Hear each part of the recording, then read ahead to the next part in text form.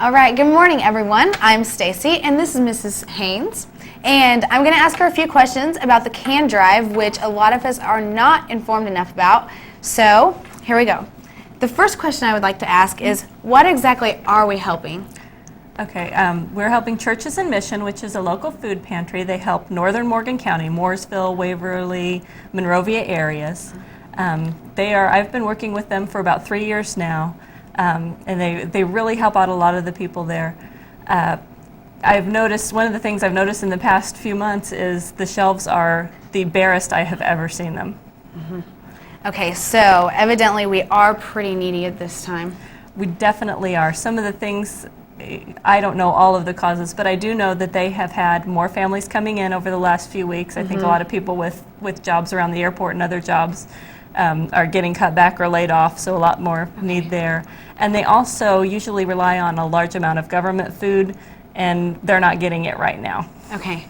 So we're helping the Churches in Mission, right? Mm-hmm. And then they basically just send it out wherever there are people going unemployed and things like that. Right. People can go in and ask for a food order, tell them how many people are in their family, and then we'll fill a food order for the family. That's great. Okay. And what exactly can we bring in, and what's needed the most? Okay. Obviously, any non-perishables are great. Yeah. Some of the things, a lot of times they get a lot of vegetables. They'll get a lot of green beans, they'll get a lot of corn, and that's great. If that's what somebody wants to bring in, that's fine. Some of the things they don't normally get that they're always looking for are things like canned fruits, peaches, pineapple, some of the things like that. Any meat items, stew, ravioli, SpaghettiOs with meatballs, anything like that has meat in a can, or even cans of tuna, stuff like that.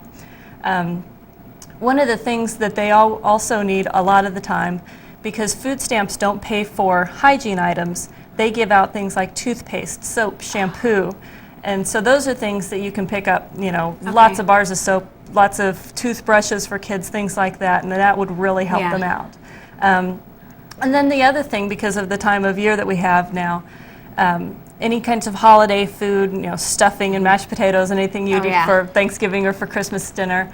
And also, you have to realize a lot of the kids in these families are on the school lunch program, so they're getting breakfast and lunch at school every day. And over the school vacations, they're not going to have those meals. Exactly. So items for kids, again, the SpaghettiOs, like I talked about, breakfast cereals for kids would be great. Okay.